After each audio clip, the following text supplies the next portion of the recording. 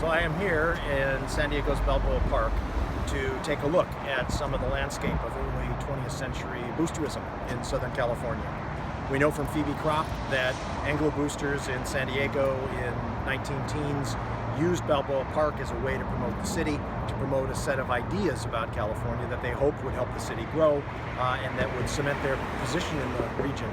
The ideas that they helped to lay down, the architectural styles, the landscapes, had a profound impact on California at the time and have been ideas that have continued to affect San Diego and Southern California in the years since. So let's take a look at some of those landscapes. I'll point out some of the features that are left behind from the early 20th century and see what we can make out of Phoebe Kropp's interpretation of the landscape of Balboa Park and the Panama California Expo of 1915. Come on. So behind me is the California building, which was the centerpiece of the design and the architectural style of the 1915 fair. It featured in the most postcards and the most views of the fair, and it helped to communicate a really important impression about the fair that the designers and the boosters at the time wanted to convey. Obviously, it takes a Spanish colonial style and promotes it as a California style. But we should note that the Spanish colonial style that the designers selected was not the style of a mission. It wasn't an architectural style that existed anywhere in colonial California, but rather it's a style that reflected early modern Spain, very Baroque, the kinds of buildings that might have been in existence in imperial Spain, in Madrid, but not here in California. And that should signal to us that it was important to them to select a particular version of Spanish history, not necessarily the one that we've been learning about in the class. We can note that they've chosen a set of particular individuals from Spanish California history to represent along the outside of the California building here. There are a couple of Spanish friars. We got Father Jaume, who was the Spanish friar in San Diego who was killed in the Indian Revolt of 1776. And Junipero Serra is at the top, the founder of the California Mission System. But around the outside, we have a whole set of explorers and adventurers. Portola is behind me, Vizcaíno, Cabrillo is up at the top, which suggests that the Spanish colonial story that the boosters in 1915 were trying to convey was not necessarily the story of the missions or the expansion of the Catholic Church or even the missionizing evangelism with the California Indians in mind, but rather was a story of Spanish colonialism and imperialism. And that made a lot of sense because in 1915, the United States had just opened up the Panama Canal.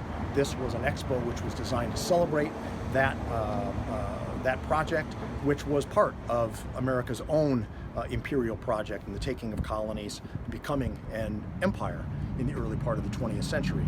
Selecting this Spanish colonial style with the emphasis on explorers and conquerors put Anglo-Californians right at the center of that story as the inheritors of a long Spanish history in California, a history of colonialism, of conquest, and of empire.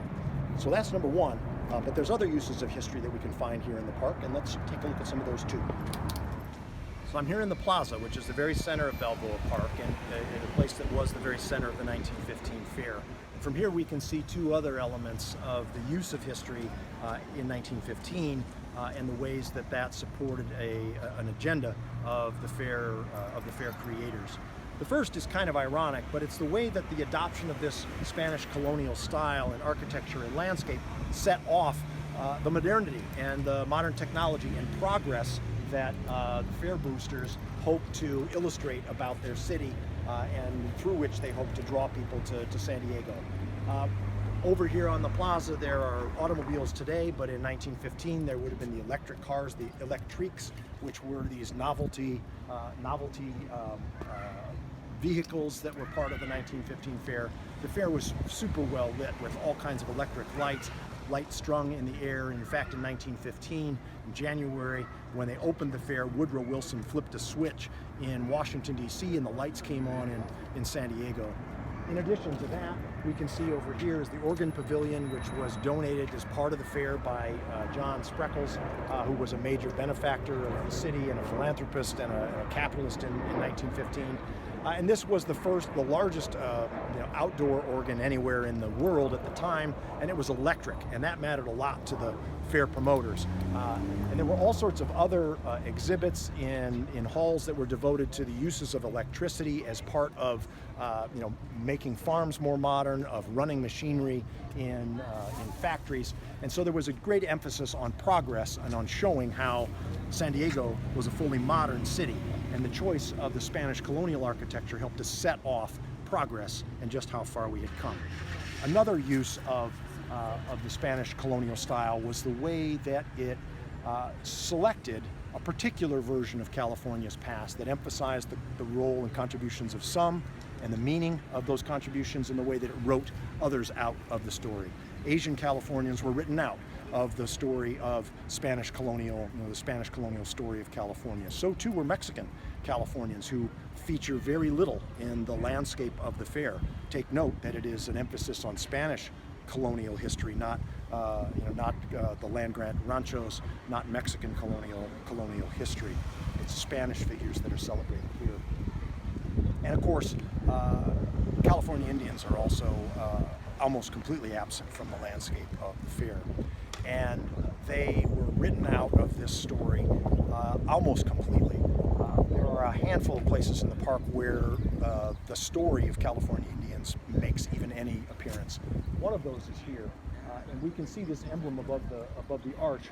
We've got Junipero Serra here carrying a cross, and on one side of him is a set of Spanish soldiers. On the other side is our set of California Indians who are looking up in awe and wonder at the arrival of Christianity, and that is their role in the story. The critical thing that Phoebe Kropp illustrates to us is the way that the choice of Spanish colonial past and a story of progress out of that past helped to situate Anglo-Californians with the story of progress, and it helped to put those other Californians in the past. Native Californians became somehow people of the past, and to the extent that they appeared, or that Native Americans appeared at the fair, they appeared in the role of people of the past, playing themselves or playing past versions of Indian culture to, in a way, reinforce a sense that they had no further role to play in modern California.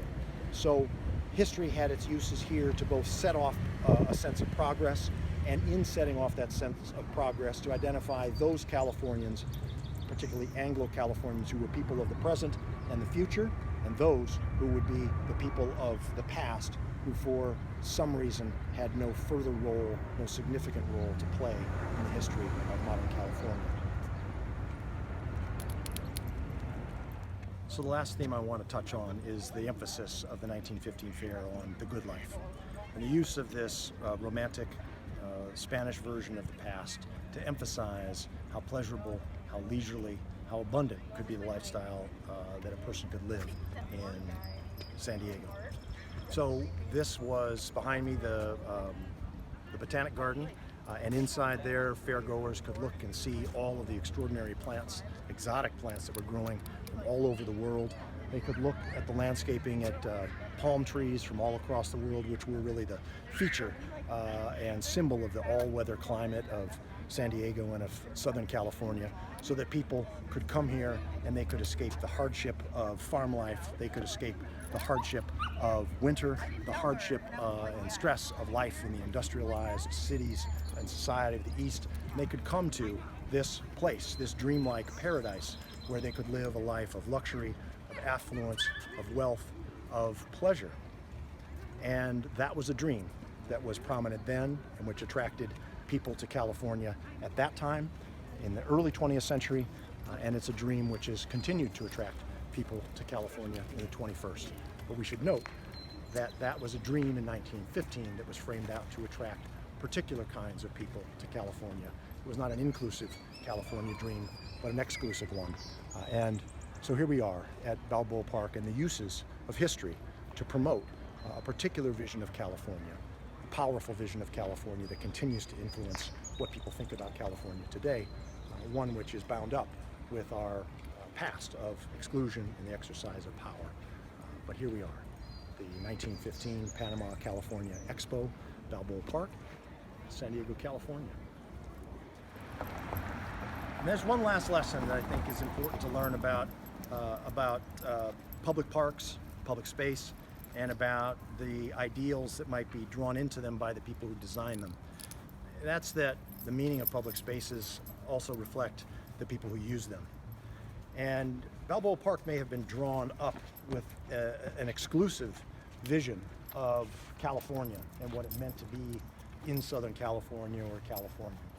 But people all over the world and all over the United States have chosen to pick up that call, have chosen to come to this landscape and to take up the California dream and to make it their own. And so Balboa Park may have been drawn up with an ideal of exclusivity throughout, but it remains today a place that people come from all over the world to make their own stories, to give it their own meaning, to turn a story that is about a handful of people and a promoted vision that's exclusive to a place that is an inclusive space that means things to everyone who comes here, a place that is about us and not just about those few designers. So that's the last thing to say from Balboa Park and about any public space, is it belongs to you, it belongs to us. We can take it and create those meanings for ourselves.